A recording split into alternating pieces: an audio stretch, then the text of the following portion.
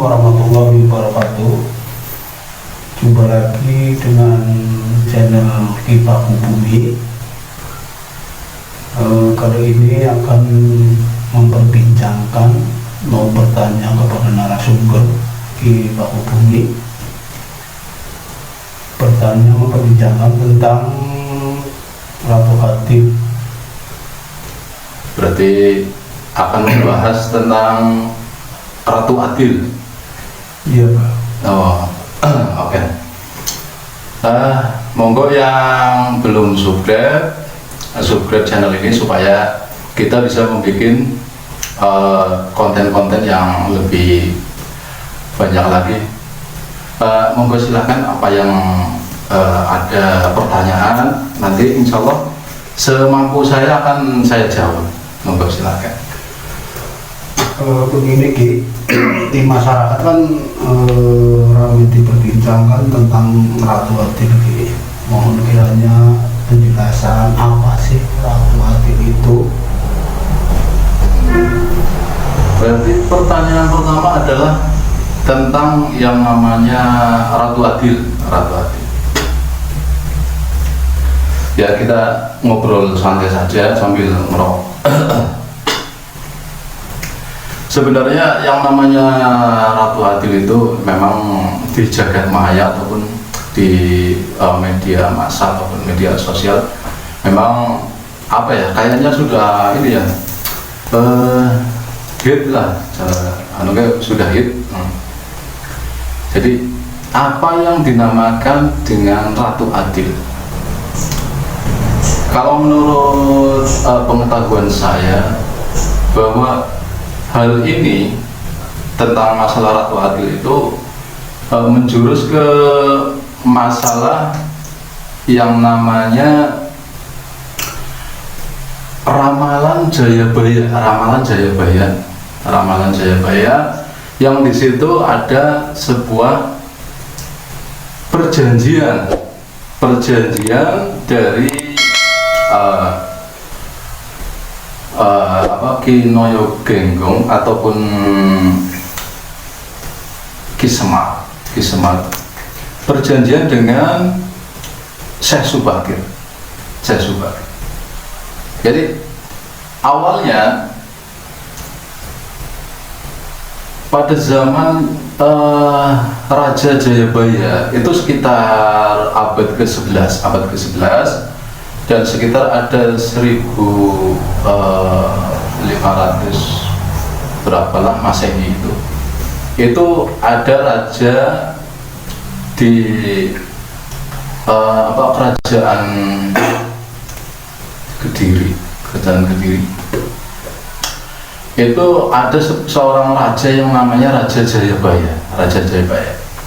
Dan di situ Raja Jayabaya tersebut mempunyai penasehat yang namanya adalah Sabdo Palon Noyo Genggong. Jadi nama penasehatnya adalah Sabdo Palon Noyo Genggong, yang orang Jawa tersebut itu disebut Semar Maya. Jadi Semar Maya tersebut adalah penasehat kerajaan yang memberikan arahan-arahan. Tapi waktu itu kedatangan yang namanya tamu ataupun kedatangan Syekh Subakir yang mau menyebarkan Islam di Nusantara. Setelah kedatangan Syekh Subakir, salah satu yang memang sulit dikalahkan adalah Panembahan Ismaya ini, Ki Noyo Genggong ini ataupun Ki Semar ini, yang memang sulit dikalahkan oleh Syekh Subakir. Tetapi dalam hal itu ada sebuah perjanjian dalam konteks itu, bahwa silakan menyebarkan Islam di dataran Nusantara asalkan mampu untuk memenuhi janji dari Ki Semar tersebut ataupun Sabdo Palon. Itu semacam itu. Tetapi dalam konteksnya pas waktu itu ada batasan-batasan tertentu ketika nanti ada sebuah pelanggaran dari perjanjian tersebut, maka Kinoyo Genggong ataupun Sabto Palon tersebut akan menagih janjinya. Jadi bait-bait dari perjanjian tersebut itu ada dituliskan di ramalan, kitab ramalan Jayabaya. Itu semacam itu. Jadi akan ada timbul suatu penagihan janji yang di situ Sabto Palon akan menitis keluar ataupun reinkarnasi dan akan mengubah tatanan menagih janjinya.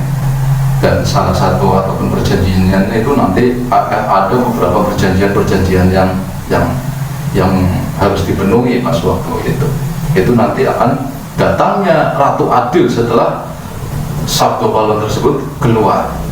Nah, keluarnya Sabto Palon tersebut itu dalam kitab Jayabaya tersebut itu dikarenakan perjanjian Sesubagir tersebut itu ada sebuah pelanggaran, itu semacam itu.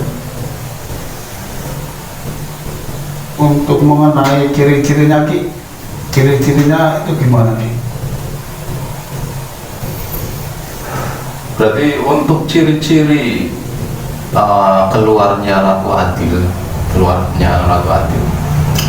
dalam kitab yang namanya Ramalan Jayabaya tersebut itu ciri-ciri datangnya Ratu Adil tersebut itu dimana ketika Nusantara ini sudah hilang Jawanya. Jadi iya, wong Jawa wis ilang Jawane. Jadi kata Seniko seperti itu, orang Jawa itu sudah hilang Jawanya, sudah meninggalkan leluhur, sudah hilang budayanya. Itu salah satunya. Dan jagat sudah morat-marit, jagat sudah morat-marit. Dalam artian morat-marit ini ada beberapa konteks yang memang berisi dalam perjanjian tersebut. Itu semacam itu. Dan ketika kita mengulas tentang masalah ramalan Jayabaya tersebut, itu dalam bait yang ke 100 berapa itu perjanjian, saya akan lihat dulu di kitab Jayabayanya.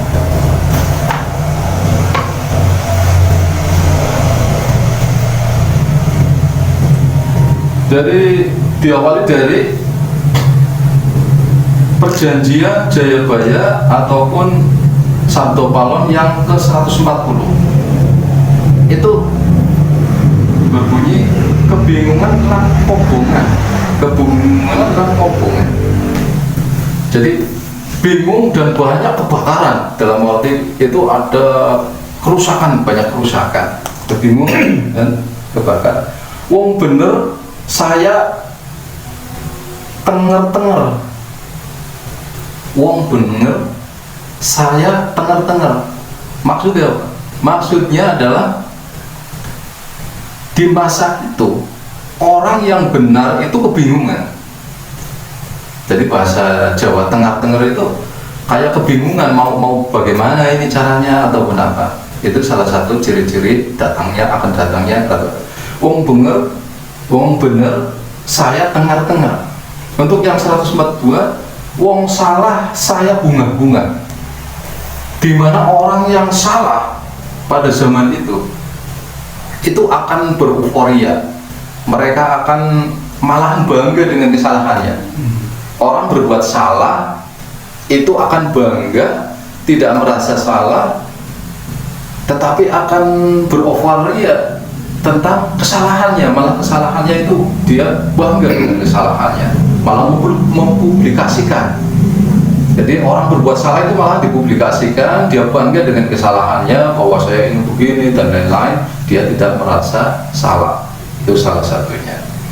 Dan selanjutnya adalah akeh banda musnah ora karuan lungane. Banyak harta yang keluar hilang tanpa jejak. Maksudnya itu harta kita itu kadang keluar tanpa adanya bekas ataupun hilang secepat mungkin. Umpamanya usaha begini hilang, usaha begitu hilang, itu semacam itu. Lantas perjanjian berikutnya yaitu akeh pangkat lan derajat pada minggat ora karuan sebabnya. Banyak pangkat dari derajat lenyap entah mengapa, itu semacam itu.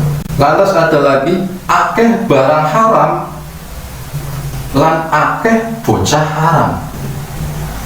Banyak makanan haram yang memang di mana-mana. Makanan haram dijual beli di mana-mana tanpa adanya batas, aturan dan lain-lain. Lantas juga banyak timbulnya anak dari hasil perbuatan haram. Jadi banyak anak yang lahir dari hasil perbuatan haram. Itu semacam itu. Dan masih banyak sih ciri-ciri masalah keluarnya si ratu adil tersebut. Terus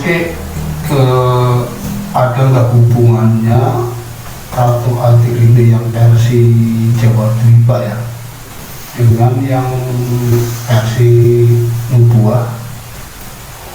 Ada hubungannya nggak sama Imam Mahdi? Oh iya. Jadi pertanyaannya, apakah ada tidak hubungannya dengan Ratu Adil ini dengan kisah keluarnya Imam Mahdi? Ya, kalau masalah hubungan itu saya kira memang ada. Cuman dalam konsep ramalan Jayabaya ini kan untuk beberapa dekade itu akan terulang dan terulang terus. Jadi semua ataupun skema dari ramalan Jayabaya ini beberapa dekade itu terulang dan terulang.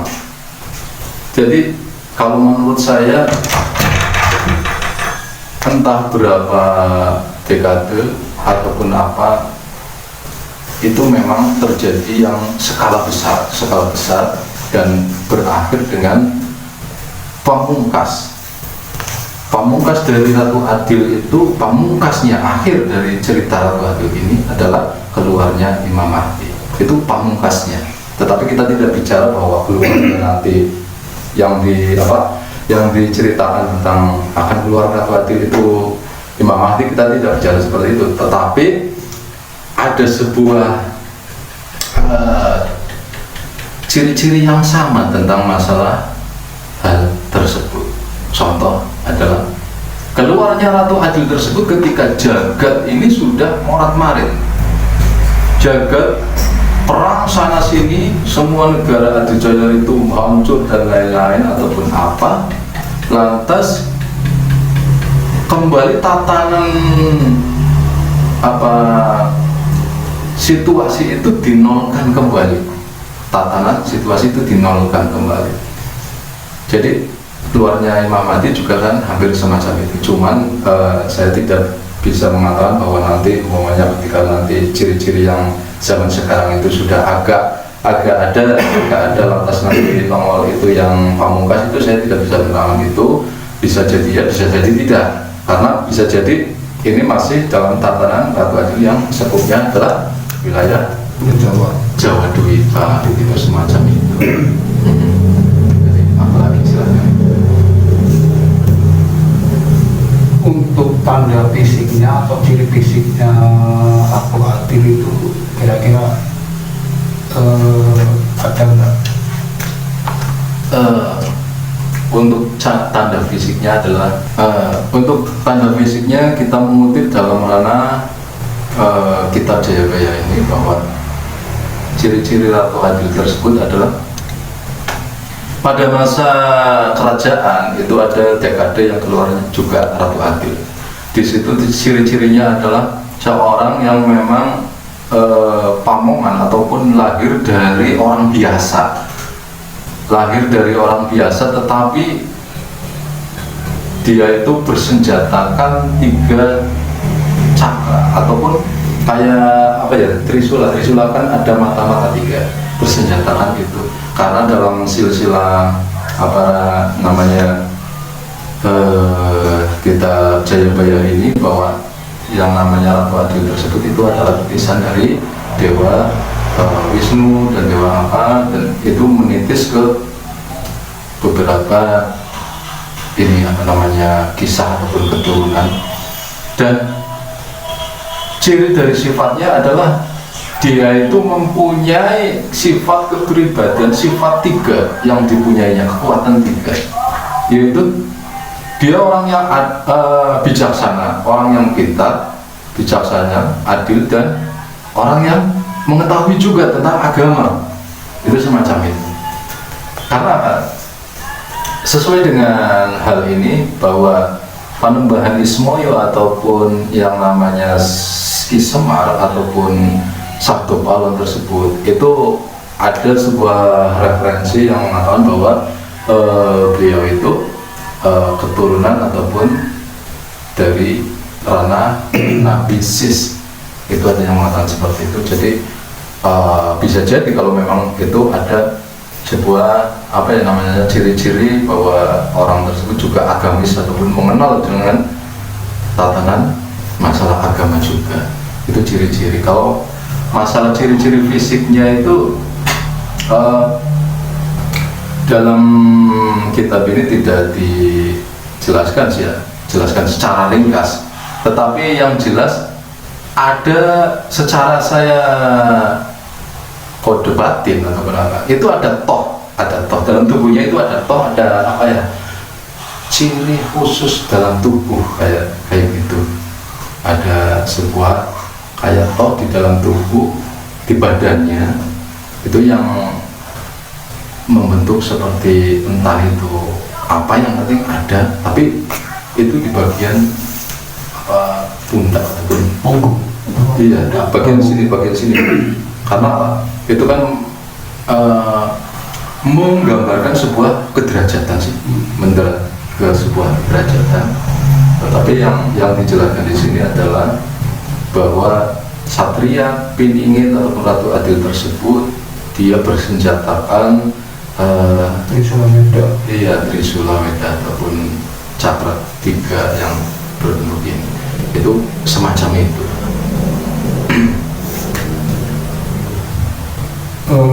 Kira-kira akan muncul di daerah mana kira-kira menurut kitab Jayabaya atau menurut pandangan Batin di Pakubumi? Jadi karena memang hal ini kan memang kisah Jawa Dubi, Pak, kisah Jawa, otomatis dalam ranah kisah ini ya tentunya akan muncul di tataran Jawa, karena maksudnya kita mengutip di dalam masalah kisah Jawa Dubi, Pak. Kita tidak membicarakan tentang masalah turunnya apa Imam Mahdi. Kalau memang pas yang cerita Imam Mahdi kan beliau datang dari Arab. Iya, dari barat, dari Arab lah, dari sana. Nah, tapi kan ini dari mengutip dari masalah kitab Jawa Dubi, Pak. Jadi yang namanya Ratu Pining tersebut itu ya datang dari tataran Jawa. Karena apa? Nantinya itu apa yang namanya mercusuar ataupun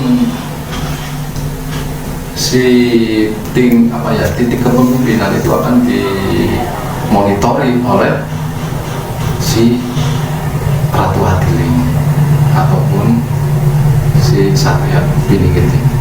Itu semacam itu. Cuma nantinya itu akan menitis dulu yang namanya Panembahan Ismoyo dulu, Panembahan Ismoyo ataupun yang namanya Sabdo Palon dulu, baru letaknya Ratu Adil. Karena apa? Yang namanya perjanjian pas waktu itu ada sebuah perkataan dari Sabdo Palon bahwa kita akan berpisah dengan Raja Jayabaya tersebut itu di dalam zaman ini, tetapi kita akan bertemu kembali pada nanti untuk menagih janji ketika memang janji-janji yang sudah utarakan itu tidak terpenuhi. Jadi Ya kalau memang begini sih ya, kalau memang kita lihat dalam keadaan sekarang bahwa memang orang ketika memang salah itu memang berbunga-bunga ya kan. Kita melihat media sosial orang yang bangga, orang yang berbuat zina itu bangga dan lain-lain. Cuman saya kira itu baru apa ya? Baru hanya permulaan. iya, baru permulaan. Nanti kalau kata agama mah memandang indah perbuatan yang tidak baik. Iya, jadi kan nanti keluarnya si Ratu Adil tersebut itu ketika memang tatanan jagat tersebut itu sudah benar-benar rusak. Gitu. Jadi lebih besar keburukannya daripada kebaikannya. Kebaikan itu sudah kecil, keburukan sudah banyak, sudah rusak tatanan-tatanan, maka keluarlah yang namanya Ratu Adil. Kalau melihat sekarang kan masih imbang lah, walaupun memang jadi ya untuk masalah benar tidaknya, karena kita orang Islam ya Allah alam lah. Ini kan kita bercerita tentang masalah apa namanya Kitab Jayabaya. iya, kitab Jayabaya, hanya mengulas tentang masalah kitab Jayabaya tersebut. Jadi masalah entah itu asli atau tidak dan lain-lain, ya Allah alam, semua kita kembalikan kepada Allah Subhanahu wa Ta'ala. Itu semacam itu. Ya demikian. Terima kasih Ki Pak Budi atas penjelasannya. Sama-sama. Assalamualaikum warahmatullahi wabarakatuh. Waalaikumsalam warahmatullahi wabarakatuh.